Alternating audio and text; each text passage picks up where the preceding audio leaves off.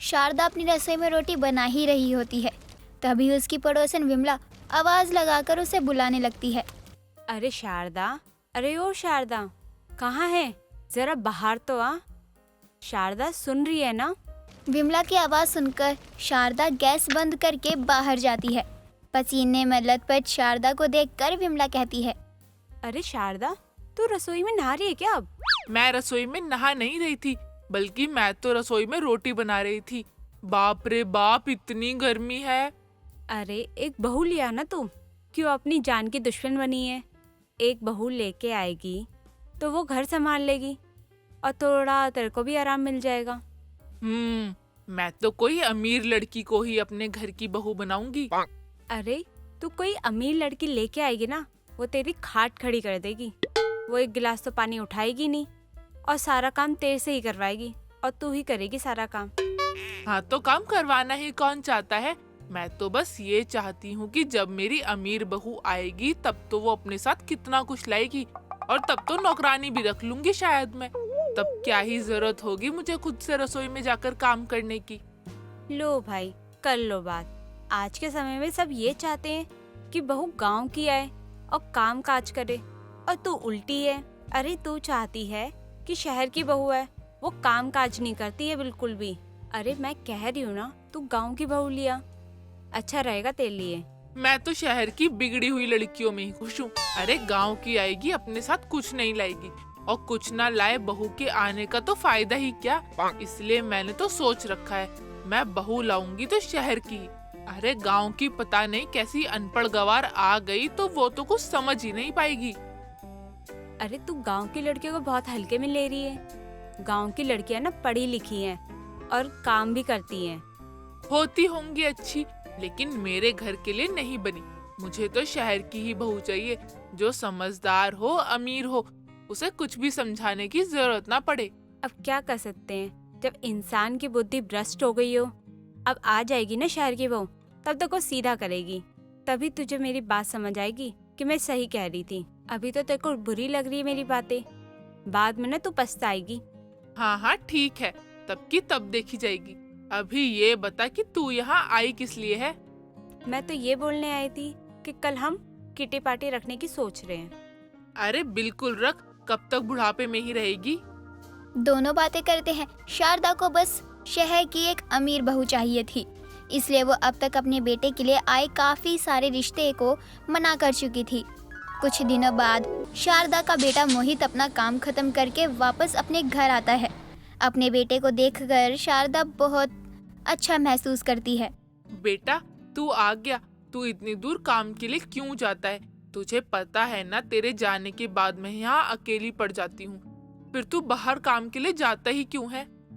माँ, काम होता है तो जाना तो पड़ेगा, लेकिन आप चिंता मत कीजिए, मैं आपको अकेले नहीं रहने दूंगा। इसका मतलब तू अब कहीं बाहर काम से नहीं जाएगा? नहीं माँ, ऐसा तो होने वाला नहीं है, लेकिन हाँ, इस बार आपके साथ आपकी बहू रहेगी अब से। माँ, जिस गांव में मैं सूट के लिए गया था, उस गांव में मुझे पूनम नाम की लड़की से प्यार हो गया और अब मैं उससे शादी करना चाहता हूँ। मेरी शादी होने के बाद आपको भी अकेला नहीं रहना पड़ेगा। ये तू क्या कह रहा है? मेरी बहू और वो भी गांव की होगी? नहीं, मुझे स्वीकार नहीं है। देख, गांव की लड़कियां बहुत चालाक होती है, उसने जरूर कुछ किया होगा तुझ पर, तू उसे भूल जा।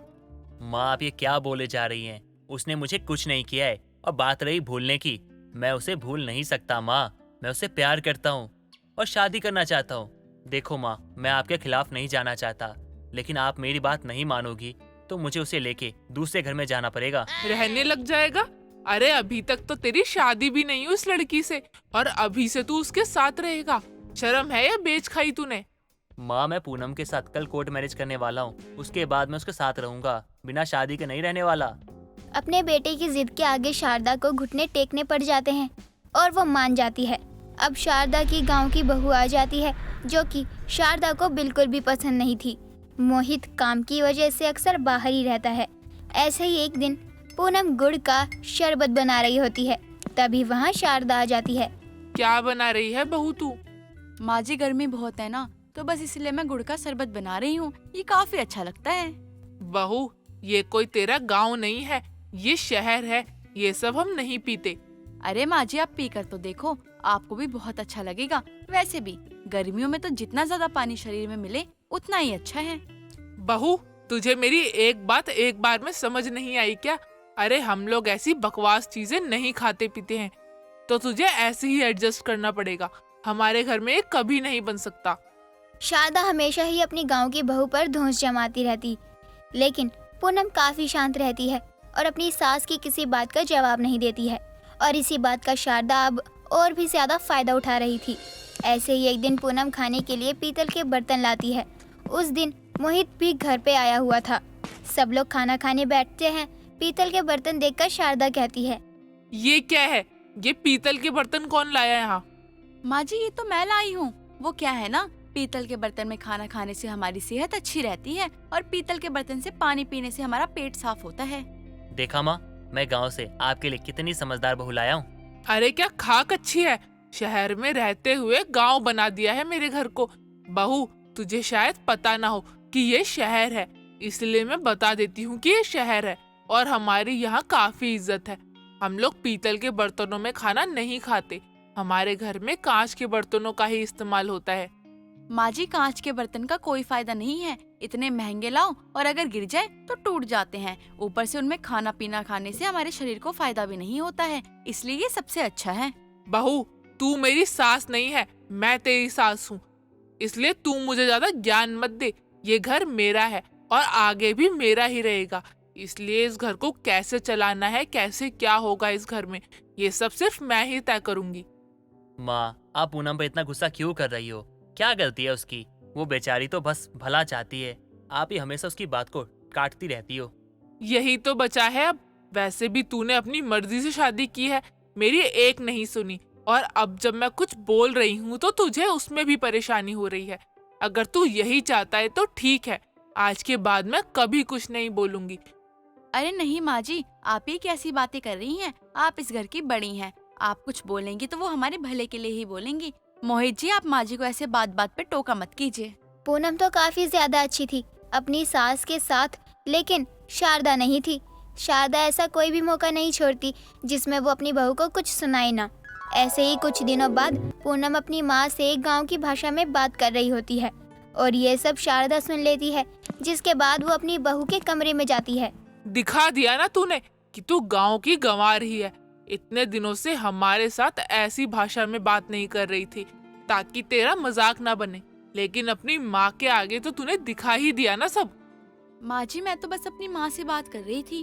अरे हाँ, तेरी माँ भी तो तेरी तरह गंवार ही होगी। तू तो फिर भी शहर आ गई, लेकिन तेरी माँ को तो कोई मिला नहीं होगा ना शहर का जिसे फंसा सके। अरे ओ अम्मा जी, हमारी चुप्पी को ई मत समझिए कि हम भोली भाली हैं। अबे 1 घंटा आप लगाएंगे ना कि 4 टप्पा खाकर गिरोगी। अब समझ आई हमारी भाषा? माँ जी, माँ जी, माँ जी इतने प्यार से इज्जत देती थी, पर आपको तो राशि नहीं आई। इतना ठीक है या और गिरूं मैं? पूनम के जवाब से तो शारदा बिल्कुल चुपचाप वहाँ से चली जाती है। गांव की बहू और शहर की सास दोनों ही अनोखी थीं, इसलिए अब दोनों एडजस्ट करने की कोशिश करती हैं। सपना एक दिन सो रही होती है, तभी उसकी माँ उसके कमरे में आकर फैन बंद करते हुए बोलती है, सपना जल्दी उठ, सुबह हो गई है, चाय लाई हूँ तेरे लिए।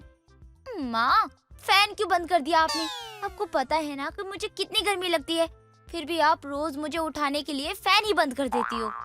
अरे एक तो मैं तेरे लिए चाय लेकर आई हूँ, ऊपर से तू मुझे ही सुनाए जा रही है। माँ, मुझे नहीं पीनी आपकी ये चाय वाय, अब जाओ आप यहाँ से।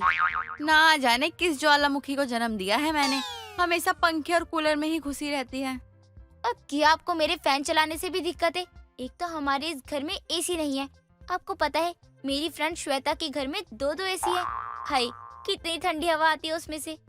अच्छा, इसलिए तू श्वेता के घर जाती है एसी की हवा खाने? माँ, जब अपने घर में एसी नहीं है तो अगर मैं कभी श्वेता के घर एक एसी की हवा खाने चली जाती हूँ तो इसमें क्या ही दिक्कत है? अगर आप चाहती हो कि मैं उसके घर पे ना जाऊँ तो आप अपने घर में एक एसी लगवा लो। हाँ क्यों नहीं, बल्कि तू कह तो मैं तेरे लिए फरारी भी खरीद देती हूँ। क्या माँ, सच में? कब खरीदोगी? हे ऊपर वाले, कैसी औलाद है। सपना, तू कभी अपने दिमाग का स्विच भी ऑन कर लिया कर। तू अच्छे से जानती है कि तेरे पापा एक सिंपल जॉब करते हैं और पैसे पेड़ पे थोड़ी उगते हैं। बेटा, तेरे पापा एक ही कमाने वाले हैं, हम 4 खाने वाले। हम एसी कैसे अफोर्ड करेंगे? अरे बस बस, अपनी सास बहू के सीरियल की तरह नाटक मत करो। मैं जा रही हूँ नहाने। इस तरह सपना नहाने चली जाती है और इस तरह वक्त गुजरता है।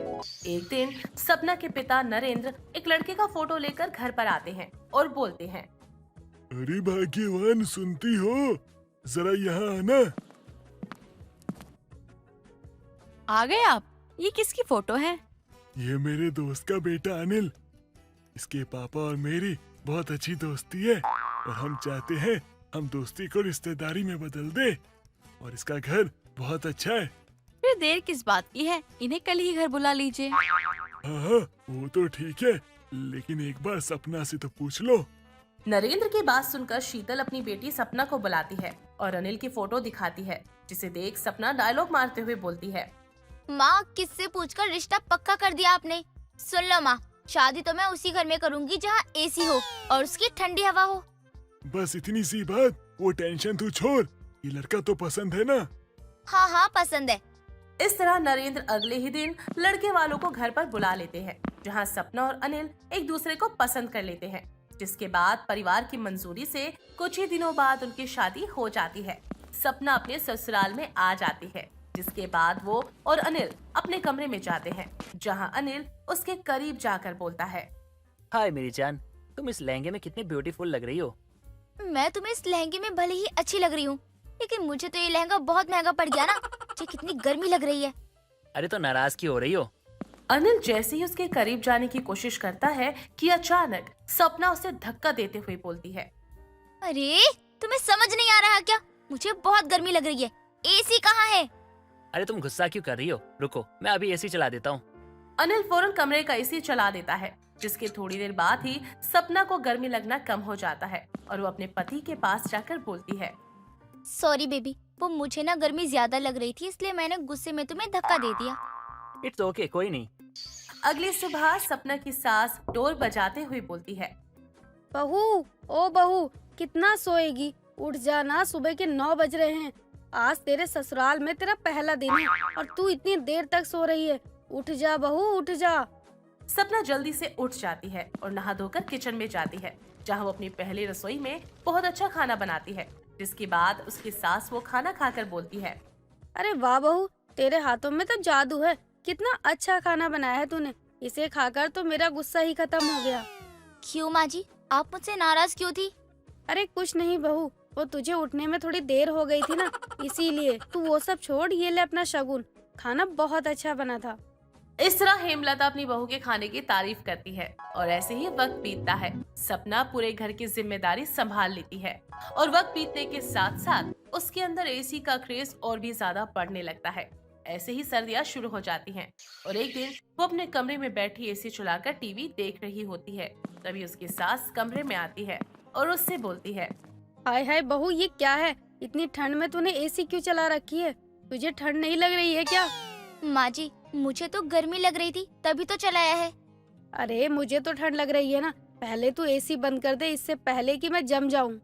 अरे माँ जी, आपका ना बुढ़ापा आ गया है, इसलिए आपको ठंड लग रही है।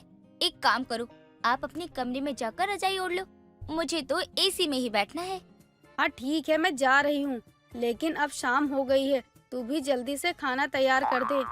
सपना किचन में जाकर रात के खाने की तैयारी करती है। खाना खाने के बाद अपने कमरे में सभी चले जाते हैं और सपना अपनी आदत से मजबूर कड़ाके की ठंड में भी एसी चला देती है, जिसके कारण थोड़ी ही देर में पूरा कमरा बर्फ की तरह ठंडा हो जाता है। जिस कारण अनिल की आँख खुल जाती है और वो बोलता है, अरे इतनी ठंड क्यों लग रही है? अरे कश्मीर में आ गया लगता है। अनिल ये बोल ही रहा होता है कि उसकी नजर चलते हुए एसी पर पड़ती है और वो बोलता है, अच्छा, तो एसी के कारण मुझे ठंड लग रही है। अभी बंद करता हूँ। अनिल एसी को बंद कर देता है और ठंड के कारण उसे फिर से नींद नहीं आती और वो बिस्तर पर रजाई ओढ़कर सोने की कोशिश करता है और ऐसे ही सुबह हो जाती है। अनिल नाश्ता करने के लिए टेबल पर बैठा होता है, जहाँ उसकी माँ उससे बोलती है, अरे अनिल, क्या हुआ बेटा? तू पूरी रात सोया नहीं क्या? ये तेरी आंखें इतनी लाल क्यों हो रही हैं? अरे माँ क्या बताऊँ, ये सपना रोज एसी चला के बैठ जाती है और फुल पावर में कर देती है। अरे ठंड से हालत खराब हो जाती है माँ। इतनी गर्मी भी नहीं है। अरे रात को तो मुझे बहुत ठंड लगती है। मैं क्या करूँ आज? अरे तुझे तो सर्दी हो गई है। ना जाने ये नास पीटी किस आग की भट्टी से आई है जिसे इतनी गर्मी लग रही है। एसी की हवा चाहिए बस। ठहर जा, मैं इसको अभी समझा कर आती हूँ। इस तरह हेमलता अपनी बहू सपना को समझाती है, लेकिन एसी की हवा में जीने वाली सपना को इस बात से कोई फर्क नहीं पड़ता और ऐसे ही वक्त बीतता है। एक दिन उनके घर की रीडिंग चेक करने के लिए बिजली वाला आता है और घर का बिल देते हुए उनसे बोलता है, सर, आपका बिल 17,200 रुपये है। जल्दी से बिल पे कर दीजिए। क्या इतना ज्यादा कैसे आ सकता है? ठंड में तो बिल आता ही नहीं है और आप कह रहे हो इतना ज्यादा आ गया। वो तो आप लोग ही जानोगे ना। अब मैं चलता हूँ। रीडिंग वाले की बात सुनकर हेमलता सब समझ जाती है और बोलती है, अनिल बेटा, इससे बहस करने का कोई फायदा नहीं है। ये सब सपना के दिन रात एसी चलाने का नतीजा है, क्योंकि तेरे कमरे का एसी पूरे दिन चलता था। तू रुक, मैं पैसे लेकर आती हूँ। तू जाकर बिल भर दे और सपना की अकल कैसे ठीक करनी है वो मुझे अच्छे से पता है। हेमलता बिजली के पैसे दे देती है, जिसके बाद हेमलता अपने बेटे अनिल के कमरे में जाकर एसी का रिमोट लेकर रख देती है। रात होने पर सपना एसी का रिमोट ढूंढ रही होती है पर उसे रिमोट नहीं मिलता और वो बोलती है, अरे यही तो था एसी का रिमोट, कहाँ चला गया? क्या हुआ बहू, रिमोट नहीं मिल रहा है क्या? अब तुझे वो रिमोट सर्दी बीतने के बाद ही मिलेगा, समझी ना? मैंने तुझे बहुत समझाया, लेकिन तेरी ठंड में एसी चलाने की आदत नहीं जा रही थी, इसीलिए मैंने तेरा और अपने एसी का रिमोट लॉकर में रख दिया है। अब वो सीधा ठंड खत्म होने के बाद ही मिलेगा। सॉरी माँ जी, लेकिन आप ऐसा मत करो, मैं बिना एसी के कैसे जीऊंगी? देख बहू, हर चीज का इस्तेमाल करने का एक वक्त होता है और इस कड़ाके की ठंड में एसी चलाने का कोई मतलब ही नहीं बनता, इसीलिए अब गर्मी आने का इंतजार कर। इस तरह ठंड में एसी चलाने वाली सपना को उसकी सास सबक सिखाती है, जिसके बाद सपना को ना चाहते हुए भी गर्मी आने तक का लंबा इंतजार करना ही पड़ता है। नरेश एक गरीब परिवार से था और उसके घर में उसकी पत्नी सरला और बेटी नंदू थी। नरेश गरीब होने की वजह से कभी पढ़ाई लिखाई नहीं कर सका, पर नरेश हमेशा से ही खाना बनाने में काफी अच्छा था और इसलिए नरेश एक होटल में काम किया करता था खाना बनाने का। पर किसी कारण से वो होटल बंद हो गया और अब नरेश बेरोजगार था, जिसके बाद उसे कहीं नौकरी नहीं मिली। एक दिन नरेश इंडिया गेट के सामने जा रहा था कि तभी वहाँ पर एक साइकिल पर गोलगप्पे बेचते हुए आदमी को वो देखता है और सोचता है, ये लोग यहाँ पर साइकिल से कितना सामान बेच लेते होंगे और इन्हें मिलता ही क्या होगा। क्यों ना एक बार उस गोलगप्पे वाले से पूछूं। नरेश अब उस गोलगप्पे वाले के पास जाकर उसे कहता है, भैया एक प्लेट गोलगप्पे देना। कितने का है वैसे एक प्लेट गोलगप्पे? 20 के 6 गोलगप्पे। रहने दो भैया, तुम तो बड़ा ही महंगा दे रहे हो। अरे भाई, ये इंडिया गेट है और बाजार नहीं जो सस्ता मिले। यहाँ जो भी यहाँ घूमने आता है वो घर का खाना नहीं लाता और यहाँ घर जैसा खाना मिलता भी नहीं है, इसी लोग हमारे यहाँ के गोलगप्पे खाकर पेट भर लेते हैं। तो हम महंगा नहीं देंगे क्या? उस गोलगप्पे वाले की बात सुनकर नरेश सोच में पड़ जाता है कि ये लोग उन सभी को महंगा सामान देते हैं जो लोग घर से खाना नहीं लाते। और तो और अगर ये सब होटल या किसी ढाबे में जाएंगे तो भी उन्हें महंगा खाना ही मिलेगा। तो क्यों ना यहाँ पर अपना एक खाना बेचने का काम शुरू कर दूं। इससे मुझे कहीं काम नहीं देखना पड़ेगा और तो और सभी को घर जैसा खाना भी मिलेगा। चलो पहले घर जाकर सरला को इस बात के बारे में बताता हूँ। इतना कहकर नरेश वहाँ से घर की ओर चल देता है और घर पहुंचकर वो अपनी पत्नी और बेटी को इस बात की जानकारी देता है और उसकी पत्नी और बेटी को नरेश का ये आइडिया ठीक लगता है। अब ये तो पता चल गया था कि करना क्या है, पर करे कैसे ये मालूम नहीं था। और उसके बाद नरेश कहता है, गाड़ी हम ले नहीं सकते और दुकान वहाँ लगा नहीं सकते, तो अब मैं खाना बेचूंगा कैसे? पापा, वो जो आपकी पुरानी साइकिल है ना, उसे ठीक करवा लो और फिर उसी से आप खाना बेचने चले जाना। हाँ जी, नंदू ठीक कह रही है। वैसे मैंने भी पहले यही सोचा था, पर एक साइकिल वाले गरीब से कोई खाना खरीदेगा? पापा, एक आइडिया आया है। क्या? अगर लोगों को ये बताना है कि आपका खाना बहुत ही टेस्टी है, तो हम कुछ ऐसा करेंगे। इतना कहकर नंदू अपने माँ बाप के कान में कुछ फुसफुसाने लगती है और फिर नरेश कहता है, नहीं, मुझे ये सब गलत लग रहा है। अगर किसी ने देख लिया तो काम शुरू होने से पहले ही बंद हो जाएगा। अजी आप चिंता मत करो, कोई भी पहचान नहीं पाएगा। ठीक है, करके देख ही लेते हैं। अब नरेश और उसकी पत्नी साथ ही बेटी तीनों मिलकर अगले दिन सुबह सुबह छोले चावल, दाल चावल, राजमा चावल बनाते हैं और एक बड़े से बॉक्स में अलग अलग पतीलों में रख देते हैं। जिसके बाद नरेश अपनी साइकिल पर खाना लेकर इंडिया गेट के लिए रवाना होता है। वहाँ पहुंचकर नरेश एक पेड़ के नीचे अपनी साइकिल वाले खाने को लेकर जाता है और आवाज लगाता है, गर्मा गर्म घर जैसा खाना खाओ और सेहत बनाओ। दाल चावल, छोले चावल, राजमा चावल, जो मर्जी खाओ, सिर्फ 20 रुपया प्लेट। काफी देर आवाज देने के बाद भी जब कोई नरेश से खाना नहीं लेता और सभी अपने गोलगप्पे और जंक फूड में बिजी थे, तभी वहाँ एक बूढ़ी औरत और एक छोटी बच्ची आती है। वो औरत और बच्ची नरेश की बीवी और बेटी ही थी। अब नरेश की बीवी बूढ़ी औरत बनकर नरेश से कहती है, साइकिल पर खाना बेचने वाले, जरा एक प्लेट दाल चावल देना और हमारी पोती को राजमा चावल। बड़ी भूख लगी है, लेकिन यहाँ तो खाने को कुछ मिलता ही नहीं है। जी माता जी, देता हूँ बस। अब नरेश नंदू और सरला को दाल चावल और राजमा चावल दे देता है और दोनों माँ बेटी वो खाकर अपना ड्रामा शुरू करती हैं, जैसा कि उन्होंने प्लान बनाया था। दादी दादी, ये खाना तो बड़ा ही टेस्टी है, मैंने तो आज तक ऐसा खाना खाया ही नहीं। हाँ मेरी बेटी, खाना तो बहुत ही अच्छा है, मैं तो अब एक प्लेट पैक भी करवा कर ले जाऊंगी घर। दोनों माँ बेटी भर भर कर खाने की तारीफ करते हैं और उन्हें देखकर वहाँ मौजूद सब लोग उन दोनों की तरफ देखने लगते हैं और नंदू को इतना चटकारे लगाकर खाना खाते देखकर बच्ची भी वहाँ खाना खाने की जिद करने लगते हैं और फिर उन लोगों को भी वहीं से खाना लेना पड़ा। जिसके बाद जब वो लोग नरेश का खाना खाते हैं तो उसकी खूब तारीफ करते हैं और अब जो नरेश और उसके परिवार ने सोचा था वो पूरा हो गया। सभी लोगों को खाना बहुत पसंद आया और देखते ही देखते कुछ ही घंटों में सारा खाना खत्म हो गया। ये देखकर नरेश बहुत खुश होता है। नरेश, सरला और नंदू घर आते हैं और आज की कितनी कमाई हुई वो देखते हैं। तभी नरेश कहता है, आज पहला दिन था और पहले दिन सबको हमारा खाना बहुत पसंद आया और देखो आज हमने पूरे 1500 की कमाई की है। अब बस भगवान करे हमारे ये साइकिल वाला खाना ऐसे ही रोज बिके और हम इस गरीबी से बाहर आएं।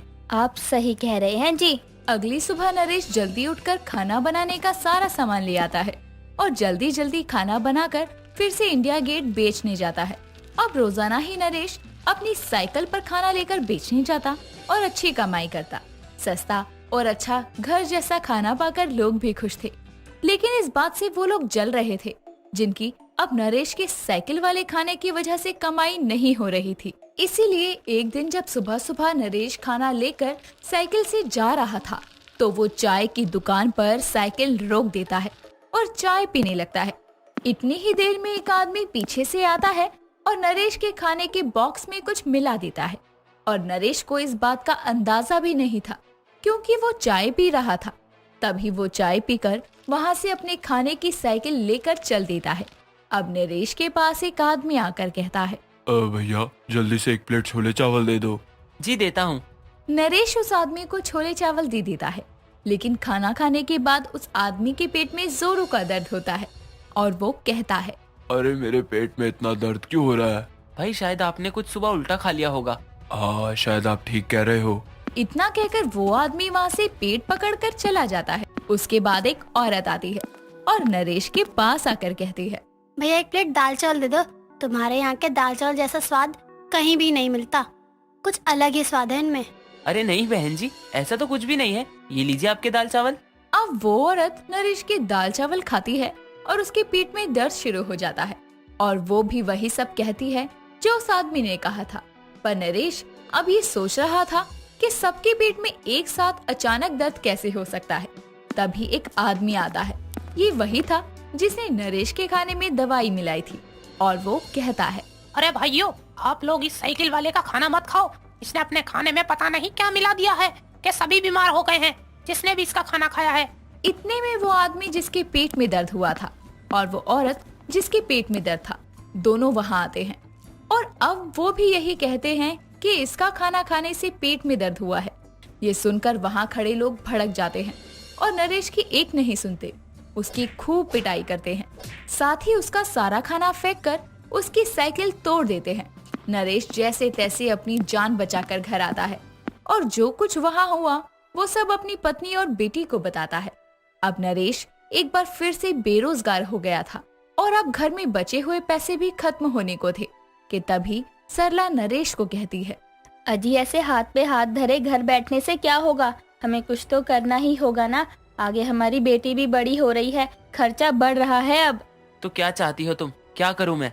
थक कर मत बैठो, जो काम बंद किया है दोबारा शुरू करो। पर अब मुझसे कोई खाना क्यों खरीदेगा? जरूरी नहीं कि आप एक ही जगह बेचो अपना खाना। आपके पास साइकिल है जिसे आप कहीं भी ले जा सकते हो। बेचने के लिए एक जगह से दूसरी जगह तो जा ही सकते हो। वैसे सही कह रही हो तुम, मुझे ऐसे हिम्मत नहीं हारनी चाहिए। चाहे जो भी हो, मैं कितना भी गरीब क्यों ना हूँ, पर मेरे पास मेरी साइकिल और मेरा टेस्टी खाना है। अब मैं दोबारा अपनी साइकिल पर खाना बेचने जाऊंगा। इतना कहकर नरेश अपनी टूटी हुई साइकिल को ठीक करता है और फिर से अपनी साइकिल पर खाना लेकर निकल पड़ता है बेचने के लिए। और इस बार वो नई नई जगह जाकर खाना बेचा करता।